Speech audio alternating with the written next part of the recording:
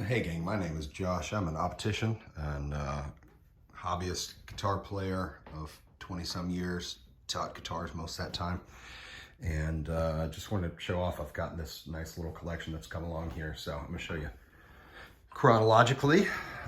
This here is the real thing. It's a 87.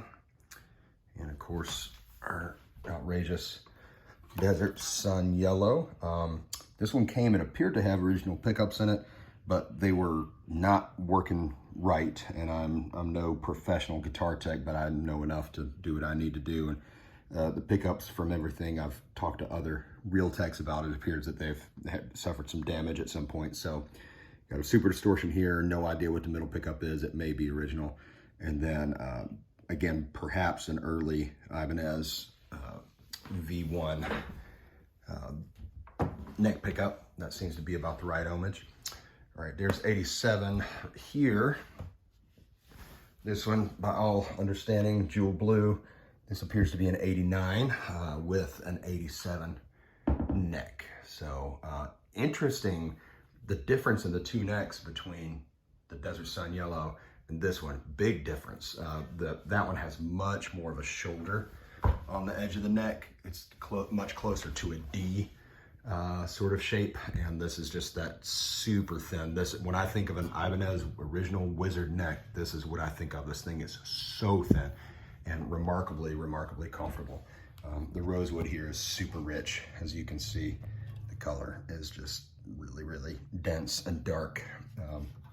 Got a PAF Pro tone zone on there. Of course, it's standard space, but it still works just fine, although the low E doesn't hit quite as hard as I would like to. Amazing. This one has just the sweetest feel and tone, a really soft kind of thing that happens with that one. All right, next up, again, chronological here. We're talking 90 with the Candy Apple Red. If anybody tells me there's a reason to think that this has a 90 neck, but it was released a different year, then tell me. Pretty darn especially good condition on this one. By the way, those first two, my yellow has the neck crack. Not terrible, about as bad as, a little bit worse than this one. This one looks worse in video than it does in person, but it's legitimate, but it's stable. And this one, of course, is stock. Crazy how different the tone of this one is. Sonically, it has a very thin, not in a bad way, but like kind of a very airy, super mapley sound, the way a really dry old Stratocaster would. Extremely different than this one or this one. This one is big and beefy. All right, here is really the crown jewel for me. Looks more, well, looks actually more like it's proper color on the video here than it does under bright light in person, where it looks quite orange. This is 5-alarm red. Here we are, stock. This thing, I mean, you can see not every guitar that's been played a lot is awesome, but this one just has such freaking cojones. I'm always playing with the setup on this one to keep it perfect, because this is the one that I play the most, and also I recently set it up for E flat, and it just sounds freaking monstrous plugged in. And it's not just that monstrous huge tone. I do think there's some variation, maybe just from age in the older V1, V2 series pickups, but this one is so musical on the bridge pickup. If you play with it, if you use your fingers, you know, if you really coax, get all kinds of horn-like tones out of it. I'm originally a trombone player, which is why, you know, having a floating bridge works for me, is because I can really manipulate the note in a way that I'm not able to on non-trem guitars. And this one is perfectly intact at the neck, which feels amazing. Alrighty, where am I at? Two more. Actually skipped chronological order here because that was a 90 or a 91, right? Oh, no, I didn't. So this one has an 89 neck.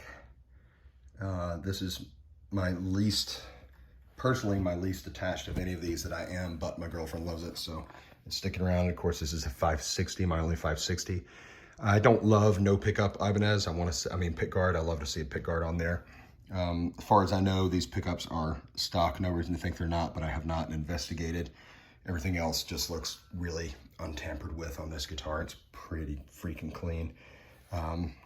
Yeah, these pickups, God almighty, I understand why they were popular at the time, because they had this crazy harsh strident high end that could cut through all the processing in the world. But if I need single coils, I'm gonna play that right there. And then last but not least, allow me to post one non-tilt in this group here. This is emerald green. Of course, I got it for the rarity and the condition.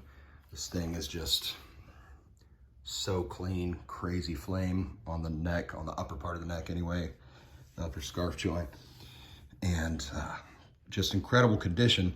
But I got it and it didn't really speak to me in the same way as the others. I do generally prefer the tilt square heel and the original edge over the low pro, but this one has just, and of course, who likes a V7, V8 over a V1, V2, but this one has really grown on me. This is a special guitar. It has, when I play a newer modern Ibanez Prestige, you know, there's that huge difference in the feel of the necks where they have that slightly more clinical feel, which could be a bad thing, but it also means they're more consistent and they're much more stable, which is a good thing. But they do feel kind of cold to me, very cold compared to the old ones, but they have that stability. And this one, this era right in here, this 93 in this incredible condition, to me is the best of both worlds. It's just a tiny bit thicker, a little bit easier for chording, tiny bit wider. So if you're a shreddy type or really doing a lot of work inside the strings, you can get there, and it's so stable, so rock solid, just a beautiful, beautiful instrument. And of course the color, to me, there's nothing green about this emerald green, but I have had it confirmed by guys in this group and others that is emerald green. So thank you so much for humoring me. I never ever thought I would be a collector of this kind of guitars. I thought there was nothing nerdier and like lamer in the world, and I still think that's true. I'm just like a nerdy, lame guy who likes these guitars. One bonus, not an RG, but this guitar has come to me twice. Had it, sold it, got it back. This is an 81 Blazer, and again, pretty remarkable condition for what it is. And God, if you know these guitars, it's not a Strat. Don't call it a Strat. Does not sound like a Strat. Pickups are way different with that overwound tappable thing. The super fat heavy body, super fat neck, and all the brass hardware does not sound anything like a traditional Strat to my ears, but it just does a different thing. And this is kind of my demo guitar. It's easy to change tunings on if I'm demonstrating tech stuff on here or Instagram or TikTok.